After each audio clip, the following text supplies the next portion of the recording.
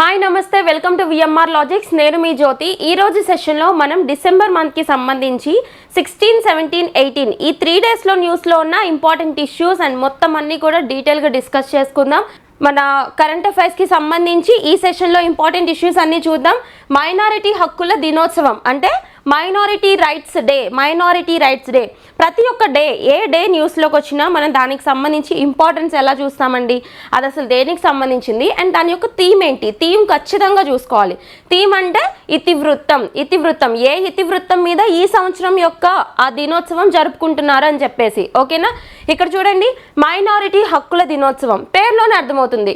మైనారిటీలకు సంబంధించిన రైట్స్ ఏవైతే ఉంటాయో వీటికి సంబంధించి అవేర్నెస్ క్రియేట్ చేసే విధంగా ఒక డేని సెలబ్రేట్ చేస్తున్నారనమాట. ఈ డే ఏ రోజున అంటే డిసెంబర్ 18th. సో డిసెంబర్ 18న మైనారిటీ హక్కుల దినోత్సవాన్ని సెలబ్రేట్ చేస్తున్నారనమాట. ఓకేనా, అండ్ ఏ థీమ్తో సెలబ్రేట్ చేస్తున్నారు, ఇతివృత్తం ఏంటి, ఈ సంవత్సరం 2024 సంవత్సరానికి సంబంధించి మైనారిటీ రైట్స్ డే యొక్క ఇతివృత్తం ఏంటంటే promoting diversity and protecting rights. ఏంటండి, promoting diversity and protecting rights. ఇక్కడ తెలుగులో ఇచ్చారు కానీ అది ఫోకస్ చేయొద్దు. మీరు ఎప్పుడు కూడా థీమ్స్ చదువుతున్నప్పుడు కానీ లేదంటే ఏదైనా బుక్స్కి సంబంధించిన నేమ్స్ చదివినప్పుడు ట్రాన్స్లేటెడ్ వర్షన్స్ చూడొద్దు. యాజ్ ఇట్ ఈజ్ అవి ఇంగ్లీష్లో ఎలా ఉన్నాయో అలాగే నేర్చుకోవాలి. అర్థమవుతుందా? ఓకేనా, ఇక్కడ దీని యొక్క థీమ్ ఏంటండి, promoting diversity and protecting rights అనే థీమ్తో మైనారిటీ రైట్స్ డే 2024ని సెలబ్రేట్ చేస్తున్నారు. ఓకేనా, అండ్ ఇక్కడ మనం చూడాల్సిన ఇంపార్టెంట్ ఇష్యూస్ ఏంటి అంటే మైనారిటీస్కి సంబంధించి. ఓకేనా, మైనారిటీస్కి సంబంధించి మన యొక్క ఇండియన్ కాన్స్టిట్యూషన్లో మనం మెన్షన్ చేసుకునే ఆర్టికల్స్ ఏంటి, articles very very important. Article 29 and article 30. అర్థమవుతుందా? ఫండమెంటల్ రైట్స్ చదువుకుంటాం కదా మనం. ఫండమెంటల్ రైట్స్ అంటే ప్రాథమిక హక్కులు, ఫండమెంటల్ రైట్స్ ఎన్నో భాగంలో చదువుతామండి, థర్డ్ పార్ట్ ఆఫ్ ఇండియన్ కాన్స్టిట్యూషన్లో మనం ఫండమెంటల్ రైట్స్ గురించి చదువుకుంటాం డీటెయిల్గా. అవునా? సో ఈ ఫండమెంటల్ రైట్స్లో మైనారిటీ హక్కుల గురించి చెప్పే ఆర్టికల్స్, అధికరణలు ఏవి అని అడగొచ్చు. ఏంటంటే అవి 29 ఒకటి, 30 ఒకటి. గుర్తుపెట్టుకోండి. దీన్నే కల్చరల్ అండ్ ఎడ్యుకేషనల్ రైట్స్ అని కూడా చదువుకుంటాం కదా, లేదా రైట్స్ ఫర్ మైనారిటీస్ అని కూడా చదువుకుంటాం కదా. సో ఈ 2 ఆర్టికల్స్ మీరు గుర్తుపెట్టుకోవాల్సిన విషయాలు అనమాట. చాలా చాలా ఇంపార్టెంట్, ఫోకస్ చేయండి. అండ్ ఇక్కడ ఇంకొక ఇంపార్టెంట్ పాయింట్ ఏంటంటే భారతదేశంలో మైనారిటీలు అంటే ఎవరు? ఓకేనా, భారతదేశంలో మైనారిటీలు అంటే ఎవరంటే అదర్ దాన్ హిందూస్. ఇప్పుడు మెజారిటీ పాపులేషన్, మెజారిటీ రిలీజన్ ఏముంటుందండి ఇండియాలో? హిందూ రిలీజన్ ఉంటుంది. సో మెజారిటీ రిలీజన్ ఏది ఉంటుంది? హిందూయిజం అనేది మెజారిటీ రిలీజన్. అవునా? సో ఎవరైతే హిందూస్ కాకుండా ఉంటారో వాళ్ళందరినీ మనం మైనారిటీస్ కిందే చూస్తాము. మిస్నామర్ తీసేయండి మైండ్లోంచి. మైనారిటీస్ అనగానే ఫస్ట్ ముస్లిమ్స్ అని చెప్తారు అందరూ కూడా. సో ఈ మిస్నామర్ తీసేయండి.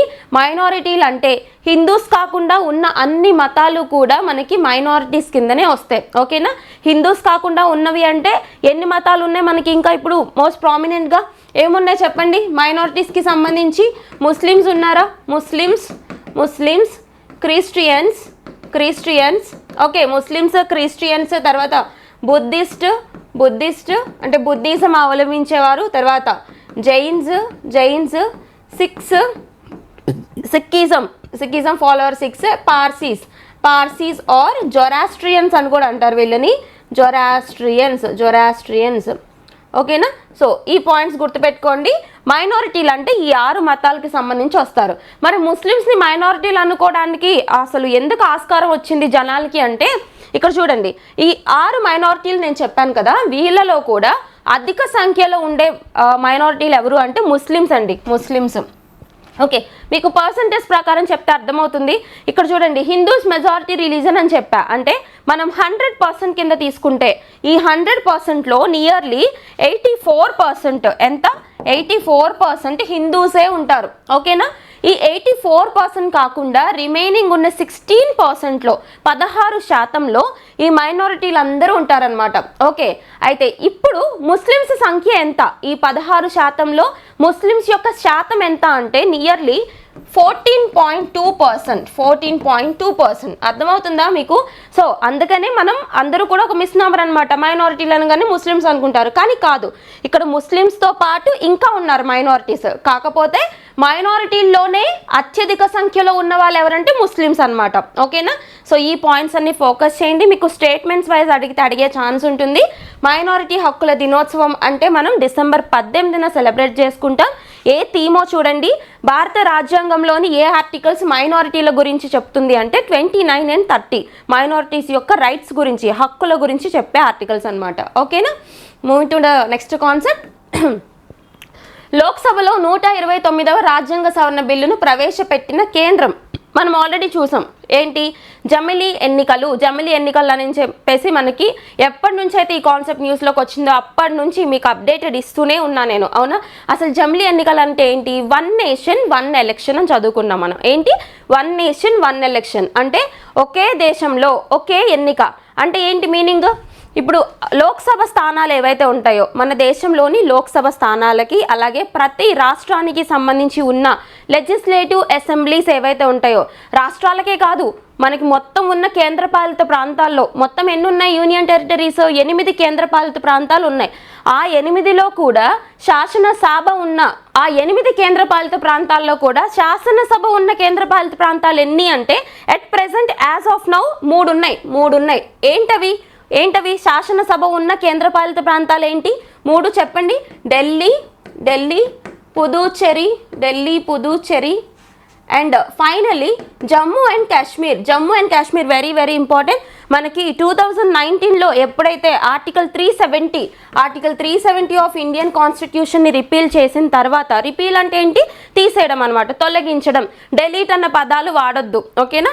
రిపీల్ చేసిన తర్వాత ఏం జరిగింది? అప్పుడు జమ్మూ కాశ్మీర్ స్పెషల్ స్టేటస్ ఉండేది, అంటే ప్రత్యేక రాష్ట్ర హోదా ఉండేది. దాని తర్వాత జమ్మూ కాశ్మీర్ 2 కేంద్రపాలిత ప్రాంతాల కింద విభజించడం జరిగింది. ఎలా విభజించారు? ఒకటి జమ్మూ కాశ్మీర్, ఇంకొకటి లడాక్ కింద విభజించారు. అవునా? ఇది మనకి బ్యాక్గ్రౌండ్ స్టోరీ. అయితే అప్పటి నుంచి 2019లోనే దీనికి యూనియన్ టెరిటరీ స్టేటస్ వచ్చింది. అప్పుడే లెజిస్లేటివ్ అసెంబ్లీ కూడా ఉంది. మరి అప్పటి నుంచి ఇప్పటి వరకు ఎలక్షన్స్ ఎందుకు జరగలేదండి జమ్మూ కాశ్మీర్కి? ఇప్పుడు జరిగినాయి. అవునా? 2024లో జరిగిన ఎలక్షన్స్ మనం చూసాం. ఓకేనా? అయితే అప్పటి నుంచి ఇప్పటి వరకు ఎందుకు జరగలేదంటే డీలిమిటేషన్ కమిషన్ అంటే ఏంటి? నియోజకవర్గాల పునర్విభజన జరగలేదు. ఓకేనా? ఎన్ని నియోజకవర్గాలు ఉండాలి, వాటి యొక్క బౌండరీస్ ఎంత ఉండాలి అన్నది ఇప్పటి వరకు డిసైడ్ కాలేదు. అవి ఆ యొక్క డీలిమిటేషన్ కమిషన్ రిపోర్ట్ రీసెంట్గా ఇవ్వబట్టి, ఓకేనా, ఇప్పుడు మనకి జమ్మూ కాశ్మీర్లో కూడా ఎలక్షన్స్ జరిగాయి. ఇప్పుడు అక్కడ ఒక గవర్నమెంట్ ఉంది, లెజిస్లేటివ్ అసెంబ్లీ కూడా వర్కింగ్లో ఉందన్నమాట. ఓకేనా? గుర్తుపెట్టుకోండి, కేంద్రపాలిత ప్రాంతాల్లో ఎక్కడైతే లెజిస్లేటివ్ అసెంబ్లీస్ ఉంటాయో అవి, స్టేట్ లెజిస్లేచర్స్, ఓకేనా, రాష్ట్ర శాసనసభలకి, అలాగే లోక్సభ కాన్స్టిట్యువెన్సీస్ అన్నిటికీ, ఓకేనా, అలాగే పంచాయతీస్, మున్సిపాలిటీస్ రెండింటిని కలిపి మనం ఏమంటాం? లోకల్ బాడీస్, స్థానిక సంస్థలు అంటాం. ఓకేనా? వీటన్నిటికీ కూడా ఒకేసారి at the same time elections నిర్వహించడమే ఈ జమిలీ ఎన్నికల యొక్క ముఖ్య ఉద్దేశం. అవునా? అందుకే దీన్ని 1 నేషన్ 1 ఎలక్షన్ అంటున్నారు. ఓకే, సో ఇక్కడ ఒక పాయింట్ గుర్తుపెట్టుకోండి. లోక్సభ ఎలక్షన్స్, స్టేట్ లెజిస్లేచర్స్ ఏవైతే ఉంటాయో ఈ ఎలక్షన్స్ అన్నీ కంప్లీట్ అయినా 100 రోజుల్లోపు, డేస్ అడుగుతారండి, చాలా ఇంపార్టెంట్. 100 రోజుల్లోపే లోకల్ బాడీస్కి కూడా ఎలక్షన్స్ నిర్వహించాలి. ఓకేనా? ఇది జమిలీ ఎన్నికల కాన్సెప్ట్. అయితే ఈ జమిలీ ఎన్నికల గురించి స్టడీ చేయమని చెప్పి వేసిన కమిటీకి అధ్యక్షుడు ఎవరు అని అడుగుతారు. President of the committee of జమిలీ ఎలక్షన్స్ ఎవరు అంటే మన ఫార్మర్ ప్రెసిడెంట్ ఎవరు? రామ్నాథ్ కోవింద్ గారు ఎవరైతే ఉన్నారో రామ్నాథ్ కోవింద్ గారి అధ్యక్షతన ఒక కమిటీ వేశారు. ఆ కమిటీ రిపోర్ట్ని కూడా ఈ సంవత్సరమే ప్రెసిడెంట్ ఆఫ్ ఇండియాకి సమర్పించారు. మన ప్రెసిడెంట్ ఎవరు ఇప్పుడు? ప్రెసిడెంట్ రాష్ట్రపతి ద్రౌపది ముర్ము గారికి రామ్నాథ్ కోవింద్ గారు జమిలీ ఎన్నికల రిపోర్ట్ని, ఓకేనా, కమిటీ రిపోర్ట్ని సబ్మిట్ చేశారు. ఈయన జమిలీ ఎన్నికలకు సంబంధించి కొన్ని రాజ్యాంగ సవరణల్ని ప్రపోజ్ చేశారనమాట. అంటే కాన్స్టిట్యూషనల్ అమెండ్మెంట్స్ చేయాల్సిన అవసరం ఉంటుంది దీన్ని ఇంప్లిమెంట్ చేయాల్సి వస్తే అని చెప్పి. For example article 82, article 83 and article 172, ఓకేనా, ఇటువంటి and article 324 election commission of India, ఇటువంటి ఆర్టికల్స్ని సవరించాల్సిన అవసరం ఉంటుంది అని చెప్పేసి ప్రపోజ్ చేశారు. అయితే దీనికి సంబంధించి క్యాబినెట్ అయితే ఆమోదం తెలిపింది. క్యాబినెట్ అంటే హై లెవెల్ మినిస్టీరియల్ గ్రూప్ ఉంటుంది కదా, వీళ్ళైతే ఆమోదం తెలిపారు. ఇప్పుడు ఏం చేశారు? క్యాబినెట్ ఆమోదం పొందిన తర్వాత బిల్స్ని ఎంటర్ చేస్తారు కదా, మనం చదువుకుంటాం ఆర్టికల్ 107లో ఫార్మేషన్ ఆఫ్ బిల్ ప్రొసీజర్ చదువుకుంటాం. బిల్లు చట్టం కింద ఎలా మారుతుంది అనే ప్రొసీజర్. అవునా? బిల్ ఎంటర్ చేయడానికంటే ముందు మంత్రిత్వ శాఖ ఆమోదం ఉండాలి కదా. సో క్యాబినెట్ ఆమోదించిందని మనం లాస్ట్ వీక్లో చూసుకున్నాం. ఇప్పుడు ఏం చేశారంటే ఇక్కడ ఒక రాజ్యాంగ సవరణ బిల్లు, కాన్స్టిట్యూషనల్ అమెండ్మెంట్ బిల్ అనేది ప్రపోజ్ చేశారనమాట, ఎంటర్ చేశారు లోక్సభలో. ఓకే, ఇది మనకి సెపరేట్ చాప్టర్ అయిపోతుంది ఫ్యూచర్లో, గుర్తుపెట్టుకోండి. 128వ రాజ్యాంగ సవరణ బిల్ అంటే మనం దేని గురించి చదువుకున్నాం ఇప్పటి వరకు? విమెన్ రిజర్వేషన్ మహిళా రిజర్వేషన్లకి సంబంధించి 128వ రాజ్యాంగ సవరణ బిల్లు ప్రవేశపెడితే అది ఎన్నో చట్టం కింద బయటకు వచ్చింది? 106 106th కాన్స్టిట్యూషనల్ అమెండ్మెంట్ యాక్ట్ కింద మహిళా రిజర్వేషన్లు 1/3 reservation for women in the constituencies in Lok Sabha కావచ్చు, స్టేట్ లెజిస్లేచర్స్ కావచ్చు, మనం చదువుకున్నాం. ఇది విమెన్ రిజర్వేషన్ బిల్ గురించి. ఓకేనా, పాస్ట్ 128th బిల్ అనమాట. ఇది 128వ రాజ్యాంగ సవరణ బిల్లు. ఇది బ్యాక్గ్రౌండ్. ఇప్పుడు ప్రపోజ్ చేసిన 129వ రాజ్యాంగ సవరణ బిల్లు దేని గురించి అని అడుగుతారు. జమిలీ ఎన్నికల గురించి ప్రపోజ్ చేశారనమాట, ఎంటర్ చేశారు. ఇప్పుడు దీని మీద డిస్కషన్స్ నడుస్తాయి. రాజ్యాంగ సవరణ బిల్లు అంటే అంత ఈజీ కాదు, అవునా? సో దీని మీద డిస్కషన్స్ నడుస్తాయి. ఒకవేళ ఈ బిల్లు కనుక పాస్ అయ్యి ఒక చట్టం కింద బయటకు వస్తే ఎన్నో చట్టం కింద వస్తుందండి? 106 కదా ప్రీవియస్ది, మనకి ఇప్పుడు 107 వస్తుందన్నమాట. ఓకేనా, ఇది మొత్తం మనకి జమిలీ ఎన్నికలకు సంబంధించిన కాన్సెప్ట్ అనమాట. నోట్స్ ప్రిపేర్ చేసుకోండి, రాబోతున్న ఎగ్జామినేషన్స్లో ఖచ్చితంగా దీని నుంచి ఒక బిట్ అయితే కంపల్సరీ వస్తుంది. ఓకేనా, నెక్స్ట్ వన్ చిడో తుఫాను అంటే సైక్లోన్ అనమాట. ఒక సైక్లోన్ న్యూస్లోకి వచ్చింది. సో సైక్లోన్ న్యూస్లోకి వచ్చినప్పుడు అది ఏ ప్రాంతంలో సంభవించిందో మనం తెలుసుకోవాలి. ఇక్కడ చిడో గుర్తుపెట్టుకోండి, CHIDO మ్యాచ్ ద ఫాలోయింగ్లో అడిగే ఛాన్స్ ఉంటుంది. సైక్లోన్స్ నేమింగ్స్ ఇచ్చి వాటికి సంబంధించి ఏ ప్రాంతంలో ఇవి సంభవించాయని చెప్పి అడిగే ఛాన్స్ ఉంటుందన్నమాట. ఇక్కడ సంభవించిన చిడో సైక్లోన్ ఏదైతే ఉందో ఇది ఏ ప్రాంతం చూడండి, సరిపోతుంది. ఆఫ్రికా తీరంలో ఆగ్నేయ హిందూ మహాసముద్ర ద్వీప సముదాయంలోని ఫ్రాన్స్ భూభాగమైన మయోట్ ప్రాంతం. మయోట్ ఓకే, ఈ ప్రాంతం గుర్తుపెట్టుకోండి. ఇది ఫ్రాన్స్ కంట్రీకి సంబంధించిన భూభాగం అనమాట. ఎక్కడుంది మనకి వరల్డ్ మ్యాప్ ప్రకారం చూసుకుంటే ఆఫ్రికా తీరం, ఆఫ్రికన్ కోస్ట్కి దగ్గరలో ఉంటుందన్నమాట. ఓకేనా, సో వెరీ వెరీ ఇంపార్టెంట్. ఇటీవల చిడో సైక్లోన్ న్యూస్లోకి వచ్చింది. ఇది ఏ ప్రాంతానికి సంభవించింది అని అడిగితే ఏం చెప్పాలి? మయోట్ అనేది ఏ దేశానికి సంబంధించిన ప్రాంతం అంటే ఫ్రాన్స్ భూభాగం. ఓకేనా, ఫ్రాన్స్ జియోగ్రఫికల్ టెరిటరీ అని చెప్పుకోవచ్చు. Okay, so and next one స్వదేశీ తొలి anti pesticide body suit Kisan Kavach. ఇక్కడ చూడండి, ఇప్పుడు ఫార్మర్స్ ఎవరైతే ఉంటారో ఫార్మర్స్ పెస్టిసైడ్స్ ఉంటాయి కదా, లైక్ పురుగుల మందులు కావచ్చు, ఇవన్నీ కొడుతూ ఉంటారు కదా పొలాలకి. అది యాక్చువల్లీ వాటి ఇన్హేలేషన్ కానీ లేదంటే అవి మన స్కిన్ మీద పడినా కానీ అది డేంజర్ అనమాట. ఓకేనా, వాటి యొక్క కాన్సన్ట్రేషన్ లెవెల్స్ బట్టి ఒక్కొక్కసారి చాలా సివియర్ అటాక్స్ అనేవి అవుతూ ఉంటాయి.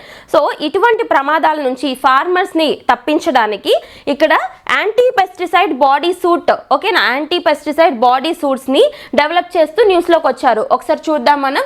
పురుగు మందు నిరోధక బాడీ సూట్, ఓకేనా, కిసాన్ కవచ్ అంటారు దాన్ని. కేంద్ర మంత్రి జితేంద్ర సింగ్ న్యూఢిల్లీలో ఆవిష్కరించారు. అలాగే కిసాన్ కవచ్ మొదటి బ్యాచ్ దుస్తుల్ని కొంతమంది రైతులకు పంపిణీ చేశారు. ఎవరు? Ministry of science and technology వాళ్ళు ఇటువంటి ఒక ఆవిష్కరణని తీసుకొచ్చారనమాట, ఫార్మర్స్ని సేఫ్గా ప్రొటెక్ట్ చేయడానికి. ఓకేనా, నెక్స్ట్ వన్ వ్యాస్ సమ్మాన్ 2024. గుర్తుపెట్టుకోండి, వ్యాస్ సమ్మాన్ అవార్డ్స్ యాక్చువల్లీ 1991 నుంచి ఇస్తున్నారండి. ఎప్పటి నుంచి? 1991వ సంవత్సరం నుంచి వ్యాస్ సమ్మాన్ పురస్కారాలు ఇస్తూ ఉంటారు. ఎవరు ఇస్తారు అంటే కేకే బిర్లా ఫౌండేషన్. ఒక అవార్డ్ న్యూస్లోకి వచ్చింది అంటే ఆ అవార్డు అసలు ఎప్పుడు స్టార్ట్ అయింది, ఓకే, అండ్ ఎవరు ఇస్తున్నారు, అవునా? తర్వాత ఈ సంవత్సరం కావచ్చు, ఒకవేళ అది 2 ఏళ్ళకు ఒకసారి ఇస్తే ఆ పర్టికులర్ సంవత్సరం ఏదైతే ఉందో మనం ఎగ్జామినేషన్కి ప్రిపేర్ అయ్యే ఇయర్ ఏదైతే ఉంటుందో నియర్ బై ఇయర్, ఆ సంవత్సరంలో ఆ అవార్డ్కి సంబంధించిన గ్రహీతలు ఎవరో మనం తెలుసుకోవాలి. సో ఇక్కడ వ్యాస్ సమ్మాన్ 2024 పురస్కార గ్రహీత ఎవరు, దేనికి గాను ఆవిడకి అవార్డు వచ్చిందో మనం చూద్దాం.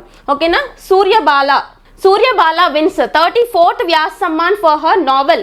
ఒక నావెల్ రాసినందుకు గాను, ఓకేనా, ఒక నావెల్. ఆ నావెల్ పేరేంటి? కౌన్ దేశ్ కో వాసి వేణు కి డైరీ. ఓకేనా, ఇటువంటి ఒక నావెల్ రాసినందుకు గాను ఇక్కడ సూర్యబాల అనే ఒక మహిళకి వ్యాస్ సమ్మాన్ 2024 పురస్కారాన్ని ఇవ్వడం జరిగింది. ఓకేనా, ఈ పురస్కారం ఎప్పుడు స్టార్ట్ చేశారండి? 1991 నుంచి స్టార్ట్ చేశారు. అలాగే ఈ అవార్డుని ఎవరు ఇస్తున్నారు, ఎవరు ఇన్స్టిట్యూట్ చేశారు అంటే బై కేకే బిర్లా ఫౌండేషన్ వాళ్ళు ఇన్స్టిట్యూట్ చేశారు. ఓకేనా. Awards in news very very important.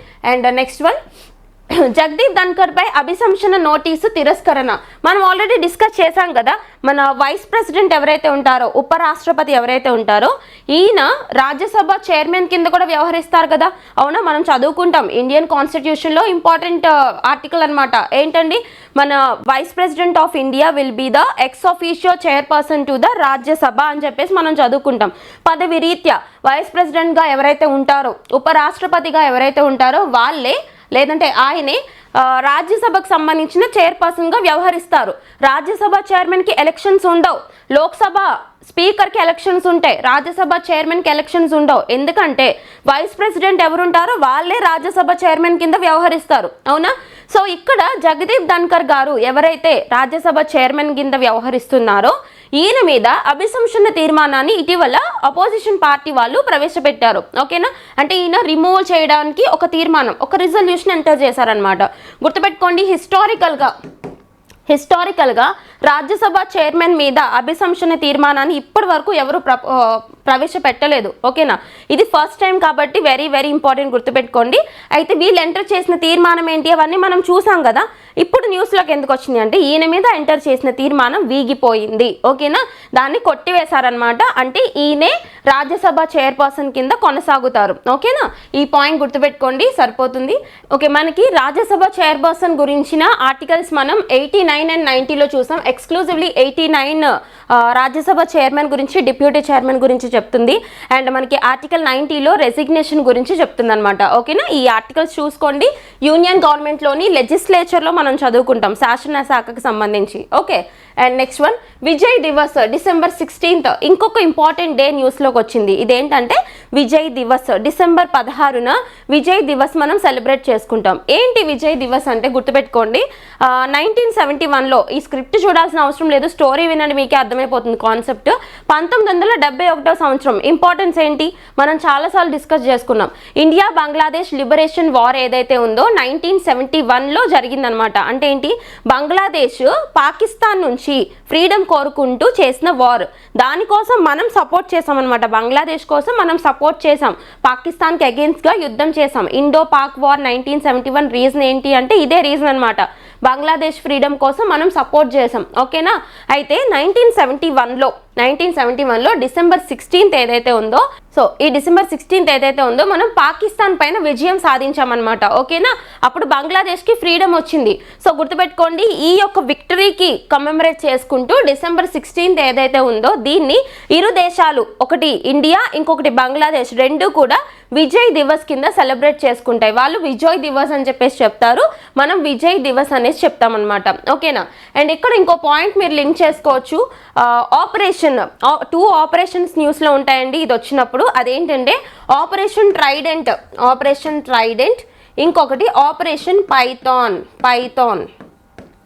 So operation Trident, operation Python ఏంటివి అంటే ఇండియన్ నేవీ, ఓకేనా, ఇండియన్ నేవీ పాకిస్తాన్ నేవీ పైన ఎక్స్క్లూజివ్లీ కరాచీ పోర్ట్ ఉంది కదా, కరాచీ పోర్ట్ మీద అటాక్ చేసి సక్సీడ్ అయిన ఆపరేషన్స్ అనమాట. ఇందులోనూ ఆపరేషన్ ట్రైడెంట్ చాలా చాలా ఇంపార్టెంట్. December 4th అనమాట, December 4th జరిగింది. December 4th అనగానే మీకు ఏ రోజు గుర్తొస్తుంది, ఇండియన్ నేవీ డే. ఓకేనా, ఇండియన్ నేవీ డే గుర్తొస్తుంది కదా. ఇటీవల మనం చూసాం, ఇండియన్ నేవీ డే గురించి కూడా మనం డిస్కస్ చేసుకున్నాం. అవునా. సో ఇండియన్ నేవీ డే ఎందుకోసం December 4నే సెలబ్రేట్ చేస్తారు అంటే ఆపరేషన్ ట్రైడెంట్ని కమెమరేట్ చేసుకుంటూ సెలబ్రేట్ చేస్తారనమాట. ఓకేనా, వెరీ వెరీ ఇంపార్టెంట్. ఇది జరిగిన ఒక 2-3 రోజులకి ఆపరేషన్ పైథాన్ కూడా చేయడం జరిగింది. దేని మీద, కరాచీ పోర్ట్ మీద ఇండియన్ నేవీ చేసిన విజయం అనమాట. ఓకే, సో ఈ పాయింట్స్ గుర్తుపెట్టుకోండి. నెక్స్ట్ కార్గిల్ విజయ్ దివస్ కూడా మనం చూస్తాం కదా, కార్గిల్ వార్కి సంబంధించి కార్గిల్ విజయ్ దివస్ July 26th అని మనం చదువుకున్నాం.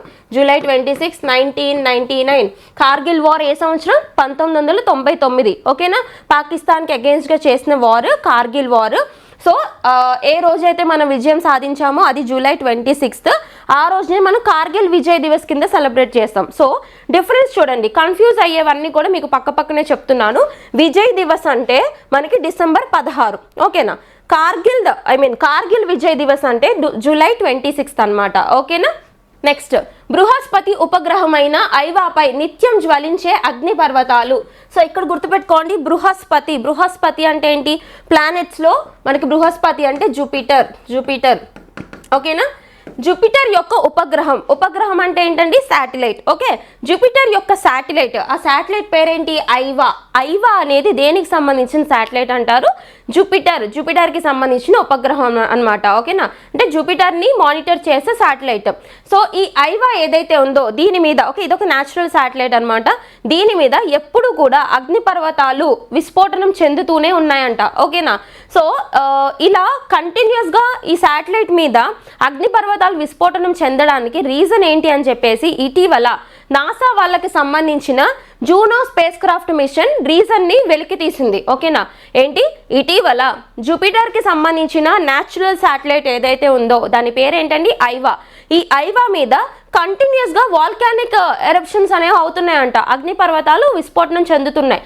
దానికి రీజన్ ఏంటి అని చెప్పేసి ఇటీవల నాసాకి సంబంధించి నాసా వాళ్ళు 2011వ సంవత్సరంలో, ఎప్పుడు 2011వ సంవత్సరంలో పంపించిన జూనో స్పేస్ క్రాఫ్ట్ మిషన్ ఏదైతే ఉందో ఆ జూనో స్పేస్ క్రాఫ్ట్ మిషన్కి సంబంధించిన డేటా ద్వారా, అది తీసిన ఇమేజెస్ ద్వారా దీని యొక్క రీజన్ ఏంటో వాళ్ళు కనిపెట్టారు. ఓకేనా, సో వాళ్ళు కనిపెట్టిన రీజన్ ఏంటంటే, జస్ట్ ఆ రీజన్ చూడండి, జస్ట్ సరిపోతుంది. ఏంటంటే లోపల ఈ యొక్క న్యాచురల్ శాటిలైట్ ఉంది కదా, ఈ న్యాచురల్ శాటిలైట్ లోపల ఈ లావా ఉంటుంది కదా, ఈ లావా అంతా కూడా కంప్లీట్గా అంటే కనెక్టెడ్గా లేదంట. ఓకేనా, కంప్లీట్ ఒక సముద్రం లాగా కనెక్టెడ్గా లేదంట, డిఫరెంట్ పోర్షన్స్ కింద ఉండడం వల్ల లోపల ప్రెషర్స్ ఎక్కువయ్యి కంటిన్యూస్గా విస్ఫోటనం చెందుతూనే ఉంది అని చెప్పేసి ఒక రీజన్ అయితే చెప్పారు. ఆ రీజన్ గురించి అంత ఇన్డెప్త్గా మనల్ని అడగరు, ఇది మన కంట్రీకి సంబంధించిన మిషన్ అయితే మనం అంత డీటెయిల్గా చదువుకోవచ్చు. ఇది నాసా అంటే ఏంటండి, అమెరికన్ స్పేస్ ఏజెన్సీ కదా. సో జస్ట్ సూపర్ఫిషియల్గా చూడండి, జూనో స్పేస్ క్రాఫ్ట్ మిషన్ ఎవరికి సంబంధించింది అంటే నాసా వాళ్ళకి సంబంధించిందని చూసుకోవాలి. అండ్ ఇక్కడ ఇంకొక పాయింట్ మీకు గుర్తొచ్చిందా, లింక్ చేయండి. జూపిటర్కి సంబంధించి ఇటీవల న్యూస్లో ఉన్న ఒక మిషన్ యూరోపా క్లిప్పర్ మిషన్, మీకు నేను చెప్పాను ఆల్రెడీ, స్పేస్ సైన్స్ అండ్ టెక్నాలజీకి సంబంధించి స్పేస్ టెక్నాలజీలో లింక్ చేయండి అని. యూరోపా క్లిప్పర్ మిషన్ అంటే ఏంటి, జూపిటర్ ఉంది కదా, జూపిటర్ మీద ఉన్న మూన్స్ ఉంటాయి కదా, చంద్రులు ఏవైతే ఉంటాయో అందులో యూరోపా అనేది జూపిటర్ మీద ఉన్న ఒక మూన్. ఆ మూన్ మీద స్టడీ చేయడానికి పంపించిన మిషనే యూరోపా క్లిప్పర్ మిషన్. ఎవరు పంపించారు, నాసా వాళ్ళు పంపించారు. ఓకేనా, నాసా. ఇది ఇటీవలనే లాంచ్ అయింది, అక్టోబర్ మంత్లో లాంచ్ అయింది కాబట్టి ఇంపార్టెంట్, గుర్తుపెట్టుకోండి. యూరోపా క్లిప్పర్ మిషన్ దేన్ని స్టడీ చేయడానికంటే జూపిటర్ యొక్క మూన్ యూరోపాని స్టడీ చేయడానికి నాసా వాళ్ళు పంపించారు. ఓకేనా, నెక్స్ట్ పంట వ్యర్థాల కాల్చివేత శిక్షార్హం. సో మనకు ఆల్రెడీ తెలుసు, చాలాసార్లు మనం డిస్కస్ చేసుకున్నాం. ఈ యొక్క నార్త్ ఇండియాకి సంబంధించి నదరన్ పోర్షన్ ఆఫ్ ఇండియాకి సంబంధించి మేజర్గా ఢిల్లీలో చాలా పొల్యూషన్ అనేది ఉంటుంది. మనం చూసుకుంటే ఇండియాలోనే మోస్ట్ పొల్యూటెడ్ అంటే మనం ఢిల్లీ వేరే గుర్తొస్తుంది అనమాట. ప్రతి క్లైమేట్ కూడా ఎక్స్ట్రీమ్గా ఉంటుంది. ఇప్పుడు చూడండి, అసలు వింటర్లో భయంకరంగా ఉంటుందన్నమాట. ఓకేనా, పొగమంచు. అయితే దీనికి రీజన్ ఏంటంటే ఆ పొల్యూషన్కి ఒకటి వెహికులర్ పొల్యూషన్ అనేది కామన్ రీజన్ అయితే, ఇంకొకటి ఏంటంటే పంట వ్యర్థాలను తగలబెట్టడం ఇంకొకటి రీజన్.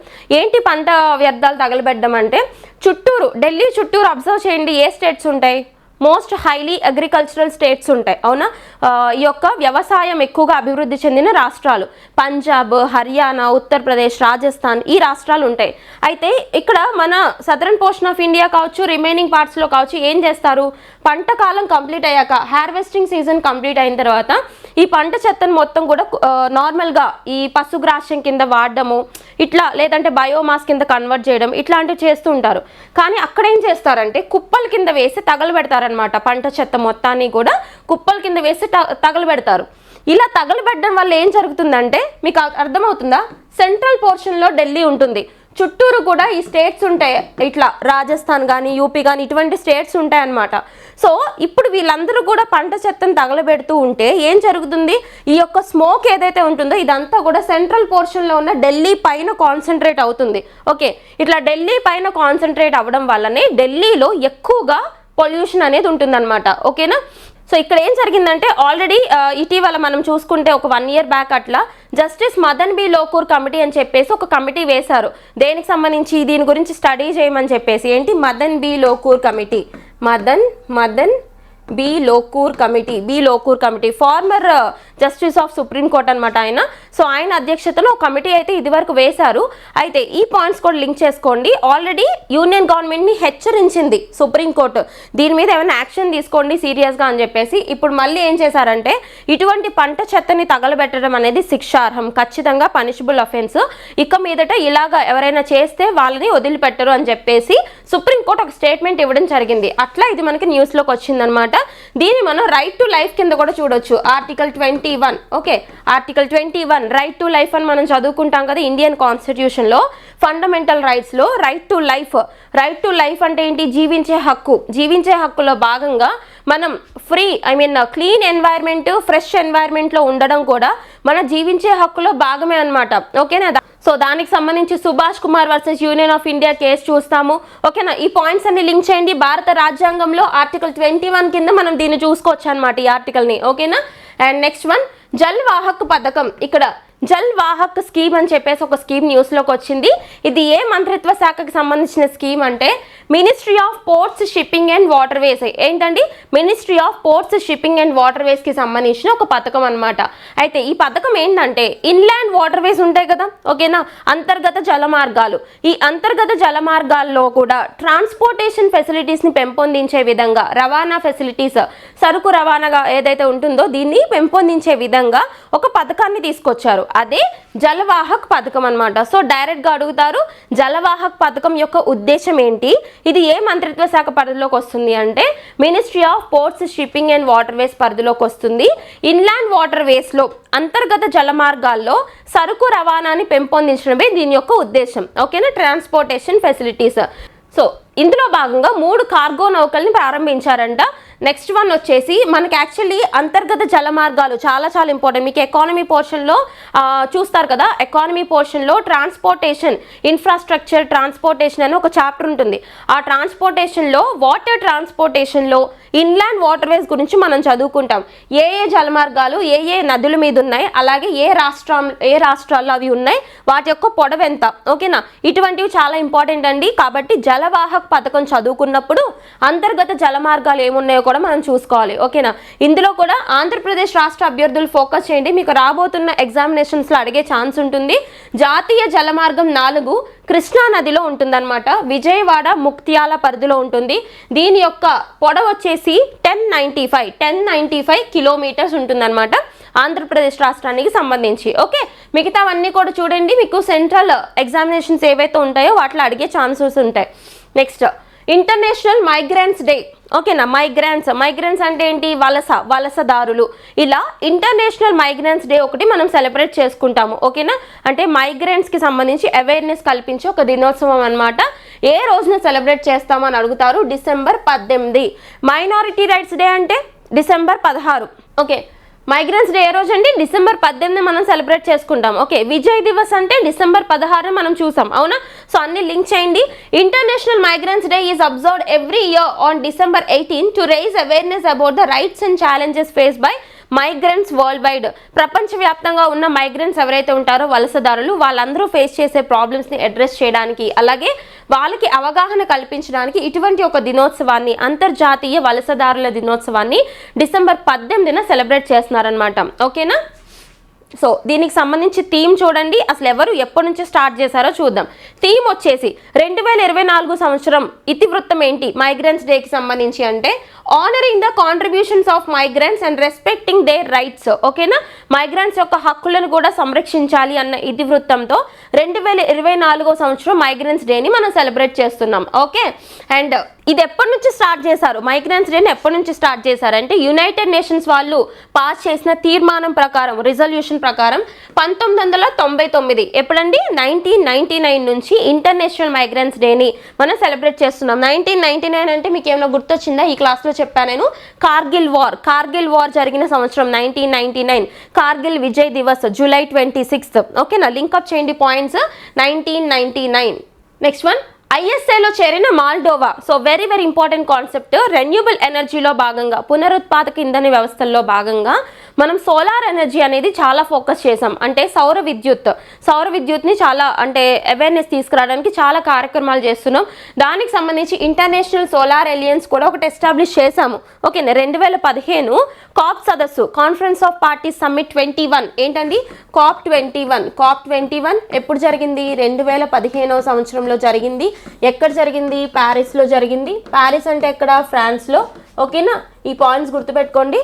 సో అక్కడ ఇండియాకి సంబంధించిన ప్రైమ్ మినిస్టర్ నరేంద్ర మోడీ గారు 2015 అంటే ఎన్డీఏ అలయన్స్ కదా, ఫస్ట్ టర్మ్. ఓకేనా, first term second year. Okay, 2015వ సంవత్సరంలో నరేంద్ర మోడీ గారు. ఓకే, అలాగే ఫ్రాన్స్కి సంబంధించిన అప్పటి ప్రెసిడెంట్ అంటున్నా, ఇప్పుడు ఫ్రాన్స్ ప్రెసిడెంట్ ఎవరు? Emmanuel Macron.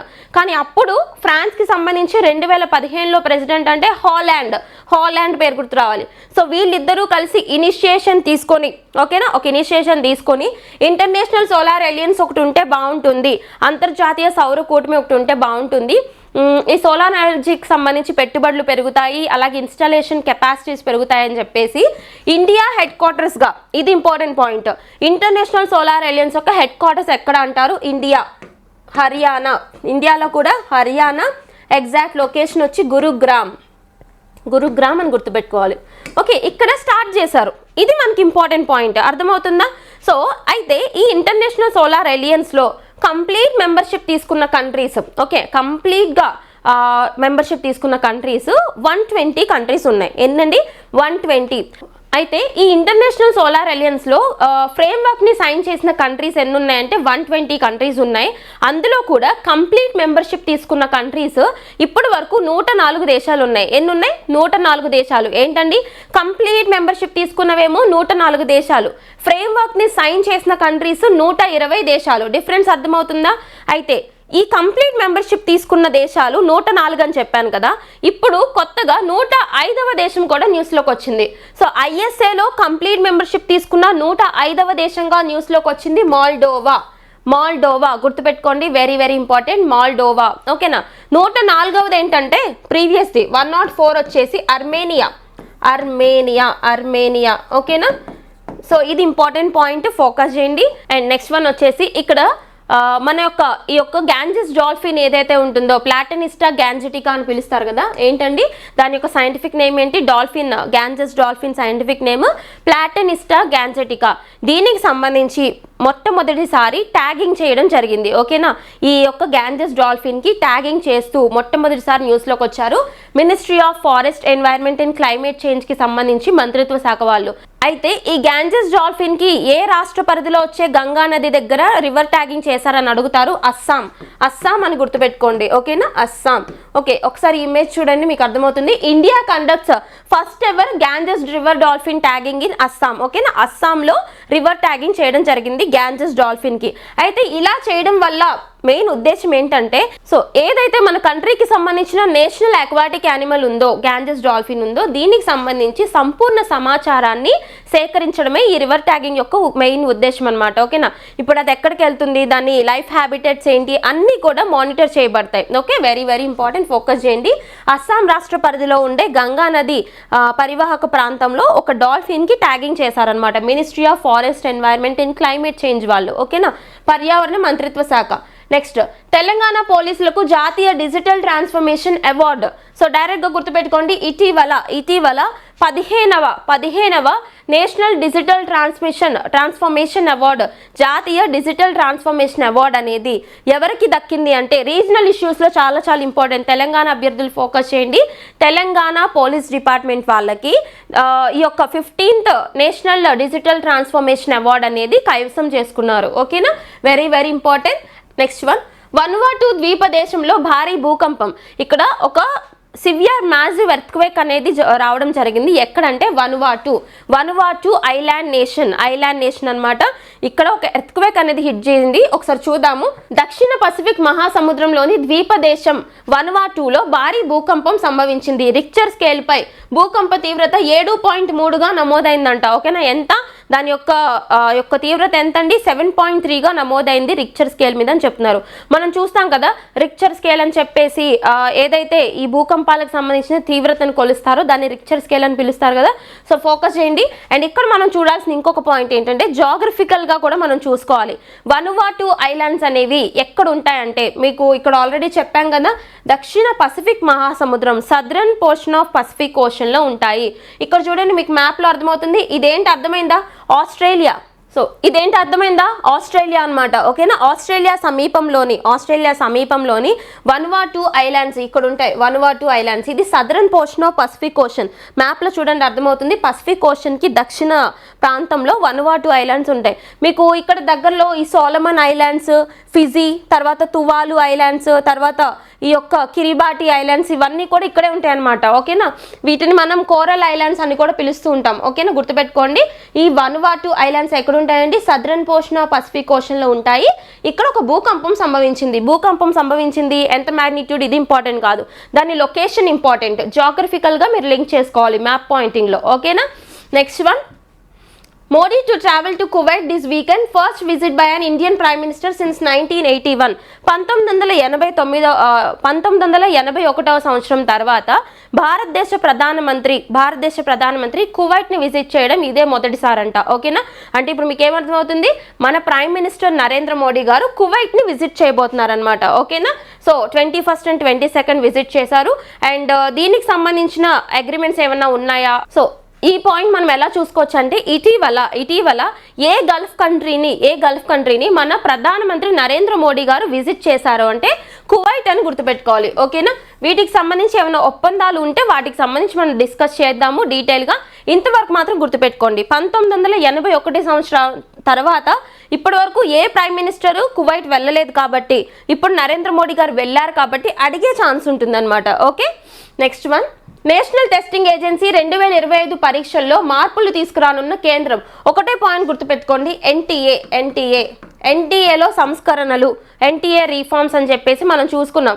మీరు ఆల్రెడీ చూసారు కదా, ఎన్టీఏ కండక్ట్ చేసిన ఎగ్జామినేషన్స్ ఏవైతే ఉంటాయో, ఈ యూజీసీ ఎగ్జామినేషన్స్ కావచ్చు, నీట్ కావచ్చు, పేపర్ లీకేజెస్తో చాలా వరకు స్టూడెంట్స్ సఫర్ అయ్యారు. అవునా?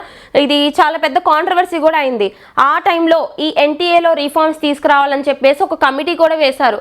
ఆ కమిటీకి అధ్యక్షులు ఎవరు? రాధాకృష్ణన్ మనం చూసాం. అవునా? Radhakrishnan committee on NTA reforms అని చెప్పేసి. అవునా? సో ఇప్పుడు దీనికి సంబంధించి వీళ్ళు ఏం చెప్తున్నారంటే 2025 సంవత్సరం తర్వాత ఈ ఎన్టీఏ ద్వారా ఎటువంటి ప్రభుత్వ ఉద్యోగాలకి సంబంధించిన పరీక్షలు జరగవు. ఓన్లీ ఈ యొక్క ఉన్నత విద్యా సంస్థలు, హయ్యర్ ఎడ్యుకేషనల్ ఇన్స్టిట్యూషన్స్ ఉంటాయి కదా, వాటికి సంబంధించిన ఎగ్జామినేషన్స్ మాత్రమే ఎన్టీఏ ద్వారా కండక్ట్ చేస్తారనేసి ఒక రీఫార్మ్ అయితే తీసుకురావడం జరిగింది. ఇక్కడ మీరు చూడాల్సిన పాయింట్ ఏంటంటే ఎన్టీఏ రీఫార్మ్స్ మీద గవర్నమెంట్ వేసిన కమిటీ ఏంటి అంటే రాధాకృష్ణన్ కమిటీ అని గుర్తుపెట్టుకోండి. ఓకేనా? నీట్ పేపర్ లీకేజెస్ ఇష్యూ అప్పుడు మనం చదువుకున్నాం. Okay, and next 10th international forest fair begins in Bhopal, Madhya Pradesh. So డైరెక్ట్గా అడుగుతారు, రీసెంట్గా ఫారెస్ట్ ఫెయిర్, అంతర్జాతీయ ఈ యొక్క ఫారెస్ట్ ఫెయిర్ ఏదైతే ఉంటుందో, ఫెయిర్ అంటే ఏంటండి? ఒక ఎగ్జిబిషన్ అనమాట. ఈ ఫారెస్ట్ ప్రొడ్యూస్ ద్వారా చేసే ప్రోడక్ట్స్ ఏవైతే ఉంటాయో వీటికి సంబంధించిన ఒక ఎగ్జిబిషన్, దాన్ని మనం ఇంటర్నేషనల్ ఫారెస్ట్ ఫెయిర్ అని పిలిచాం. ఈ సంవత్సరం 2024 సంవత్సరం జరిగిన ఫారెస్ట్ ఫెయిర్ ఏదైతే ఉందో ఇది ఎన్నవ ఎడిషన్ అంటే 10వ ఎడిషన్, 10th. ఓకేనా? ఈ 10th ఇంటర్నేషనల్ ఫారెస్ట్ ఫెయిర్ ఇటీవల ఎక్కడ జరిగింది, ఏ రాష్ట్రంలో జరిగిందని అడుగుతారు? మధ్యప్రదేశ్కి సంబంధించి భోపాల్లో జరిగిందనమాట. ఓకేనా? అండ్ దీని యొక్క థీమ్ ఏంటో చూసుకోవాలి. ఏ ఇతివృత్తం మీద ఈ ఫెయిర్ లేదా ఈ ఎగ్జిబిషన్ అనేది కండక్ట్ చేశారంటే women empowerment through minor forest produce. ఏంటండి? Women empowerment through minor forest produce ఇతివృత్తం మీద దీన్ని కండక్ట్ చేయడం జరిగింది. ఓకేనా? ఇంటర్నేషనల్ అన్నాం కాబట్టి దీంట్లో పార్టిసిపేట్ చేసిన అంతర్జాతీయంగా ఉన్న కంట్రీస్ ఏంటో కూడా మనకు తెలియాలి కదా. ఏ కంట్రీస్ పార్టిసిపేట్ చేశాయంటే శ్రీలంక, నేపాల్, ఆస్ట్రేలియా. ఓకేనా? 3 కంట్రీస్ పార్టిసిపేట్ చేశాయి. ఏంటవి? శ్రీలంక, నేపాల్, ఆస్ట్రేలియా. ఇంకొక పాయింట్, ఎక్కడ కండక్ట్ చేశారు? మధ్యప్రదేశ్లోని భోపాల్లో కండక్ట్ చేశారు. ఇంకొక పాయింట్, దీని థీమ్ ఏంటి? 2024 సంవత్సరం థీమ్ ఏంటి అంటే women empowerment through minor forest produce అనేది థీమ్ అనమాట. ఓకేనా? అండ్ నెక్స్ట్ వన్, క్యాన్సర్కు వ్యాక్సిన్. ఇక్కడ చూడండి, mRNA వ్యాక్సిన్.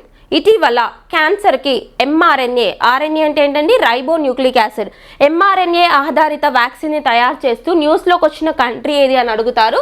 ఏ కంట్రీ అంటే రష్యా. రష్యా అని గుర్తుపెట్టుకోండి సరిపోతుంది. ఓకేనా. క్యాన్సర్ ఏదైతే ఉందో చాలా విజృంభిస్తుంది కదా, మనమే చూస్తున్నాం, మనం చుట్టుపక్కలే చాలా కేసెస్ కనిపిస్తున్నాయి. ఓకేనా.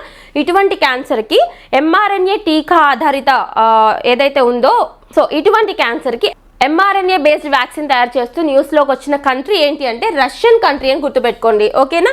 అండ్ మనకి క్యాన్సర్ మీద ఇటీవల కొన్ని వ్యాక్సిన్స్ కూడా ఉన్నాయి. ఫర్ ఎగ్జాంపుల్ అమెరికాకి సంబంధించి ఫ్లోరిడా యూనివర్సిటీ వాళ్ళు, ఎవరండి, అమెరికాకి సంబంధించి ఫ్లోరిడా యూనివర్సిటీ వాళ్ళు హెచ్పివి వ్యాక్సిన్ తయారు చేశారు.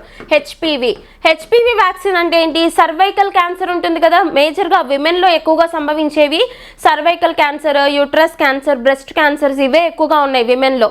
మెన్లో అయితే ప్రోస్టేట్ క్యాన్సర్ ఎక్కువగా వస్తుంది. ఓకేనా. అబ్జర్వ్ చేయండి, హెచ్పివి అంటే హ్యూమన్ ప్యాపిలోమా వైరస్ సర్వైకల్ క్యాన్సర్ని కాజ్ చేస్తుంది అనమాట. ఓకేనా. ఈ సర్వైకల్ క్యాన్సర్కి అగేన్స్ట్గా హెచ్పివి వ్యాక్సిన్ని ప్రీవియస్గా ఫ్లోరిడా యూనివర్సిటీ వాళ్ళు, అమెరికాకు సంబంధించి ఫ్లోరిడా యూనివర్సిటీ వాళ్ళు కూడా తయారు చేశారు. ఓకేనా. మీకు ఆల్రెడీ నేను ఈ పాయింట్ చెప్పాను, కరెంట్ ఇష్యూస్లో చెప్పాను. సో ఇప్పుడు మనం చెప్పుకున్న పాయింట్ ఏంటి, ఎంఆర్ఎన్ఏ బేస్డ్ వ్యాక్సిన్ని తయారు చేస్తూ న్యూస్లోకి వచ్చింది రష్యా.